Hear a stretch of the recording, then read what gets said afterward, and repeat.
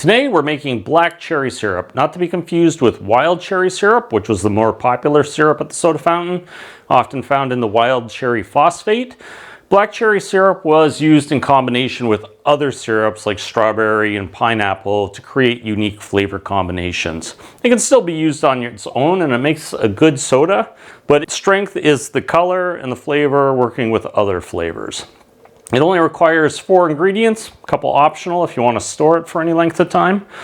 So, super easy to make. Stick around, I'll show you how to make it. The first ingredient is black cherries. You're going to need about 750 grams of them, a quart and a quarter, just because they have the stones in them, and you're going to compensate for that weight if you're using fresh cherries with the pits still in them.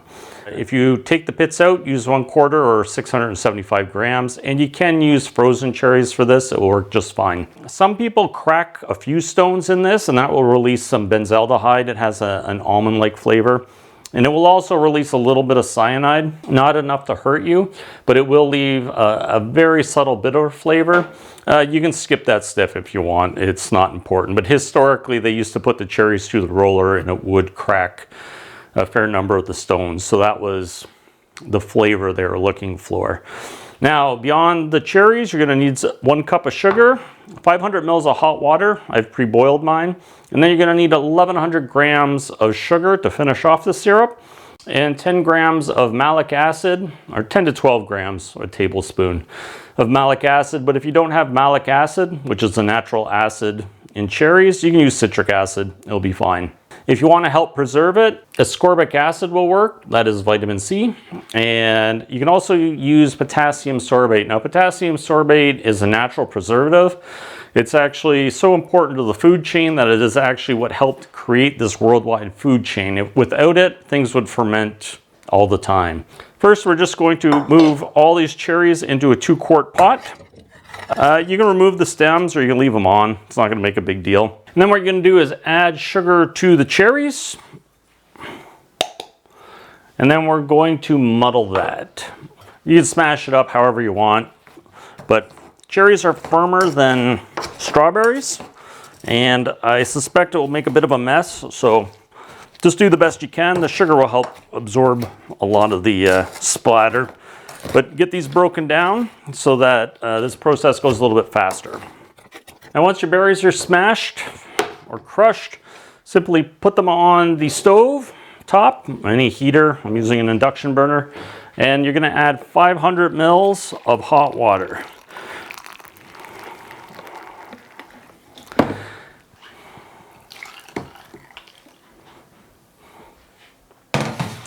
Now this step is actually a pasteurization step, and all you need to do is heat it up to 72 degrees Celsius, that's 162 Fahrenheit, for 1 minute, 2 minutes, and allow it to cool. So I'm just going to turn on the burner and bring it up to that temperature. 72 degrees for a minute or 2 is going to kill all the pathogens, except for fungus.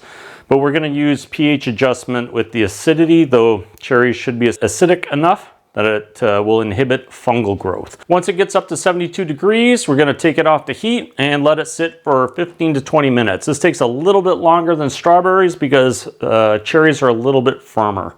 So they need a little bit more maceration time at this temperature.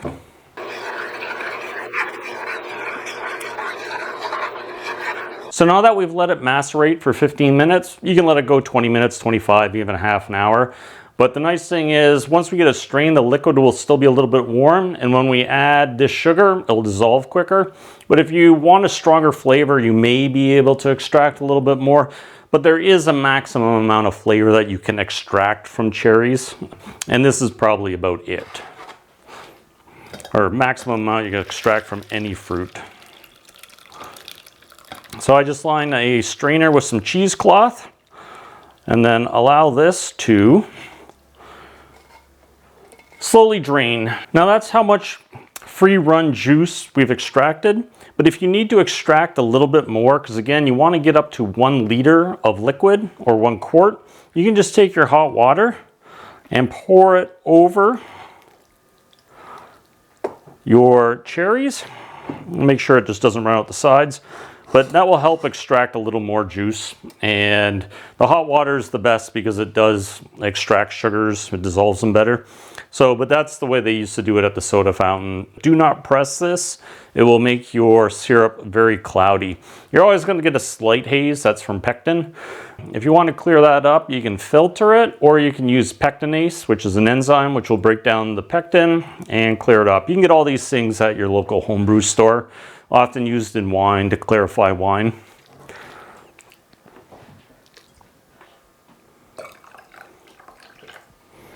So once you have your quart or liter of liquid, we're just going to pour that right back into the pot. Now it will be a little bit hot. It's probably about 50 degrees. But one thing I should do is check the pH for you.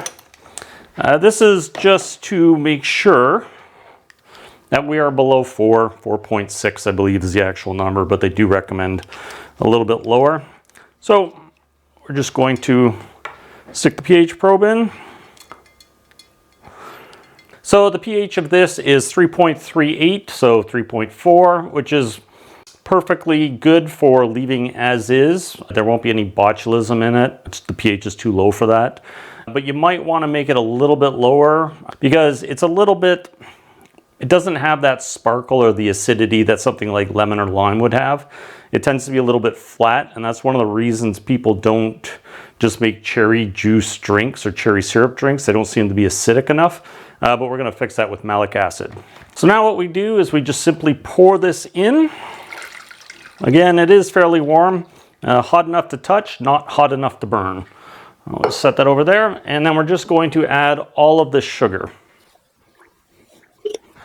Then simply stir this until it is dissolved. If you've allowed this to sit for like a couple hours, which you can do, it's not going to affect the flavor, but it's cooled down, you can add it back to the burner, but I'd recommend not heating it up above 50 degrees Celsius. There's no real need to. There's never any reason to boil this stuff. It just drives off flavor and it adds a bit of a cooked flavor. The fresh cherry syrup is what people like, so the longer you cook these things, the more of this cooked flavor it has, and it becomes less appealing. The sugar's dissolving, we can add our malic acid. You can weigh this if you want. I just use a tablespoon, it gets pretty close. So you're looking for 10 to 12 grams. You can adjust this however you like. So you can use less, you can use more. You can find malic acid at your local homebrew store or online. And if you don't have malic acid, which is the natural acid in cherries, you can use citric acid, it will come out fine. And you simply dump it in and stir. So one thing you might notice is when you add the acid, there's going to be a subtle color change. It's going to become a brighter red instead of that dark cherry red. That's pretty normal. That just happens with a lot of plants that have high pigment colors, is that the pH affects them. So they'll often get lighter or darker depending on the pH of the solution. In this case, the lower the pH, the more red this becomes. Now, if you want to protect that red color, you add some vitamin C or ascorbic acid. Again, it'll adjust the acidity just a bit, not much, but it will also act as an antioxidant to protect your color and the freshness of this. So basically 1 gram per liter seems to be sufficient. Now the last step is preservation. You don't need to do this step if you're making this stuff fresh and using it within like a couple days and you're keeping it in the refrigerator. I'd say this will last at most a week in the refrigerator. Fermentation will start. Even though it's got so much sugar in it, certain yeasts just seem to be able to ferment in those conditions, and you'll find your bottles will start to pop if you don't do anything about it. Now, I use potassium sorbate. You can get this again at wine stores or home brew stores. It's used in a lot of products. Wine is one of those products that uses it frequently, especially sweet wines, because if they don't stop the yeast from fermenting, they can't maintain sugar in wine. Now, it is considered a natural product. It is isolated from berries. I usually add 1 gram for a batch, which is roughly 1.5 liters. So if you're doing this mathematically, it'd be 0.5 gram per liter up to 1 gram per liter.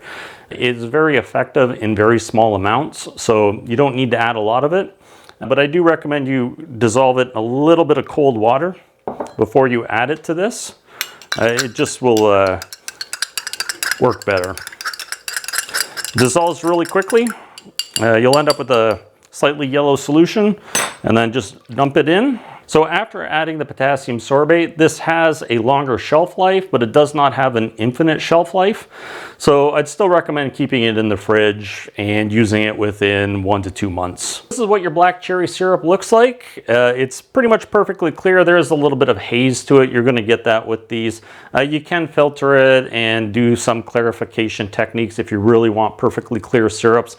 So I will be using this in the near future in what are called Italian lemonades. Though they have an interesting history. They're probably a precursor to Italian sodas, though they incorporate a lot of wine in them. So it's these fruit syrups with wine and soda water. So they're much different than the Italian sodas we know today, but do try to make this. It tastes delicious. It's different than other cherry syrups with the acidity, really gives it some sparkle, and the flavor is wonderful. So thanks for watching. I will see you in the next one.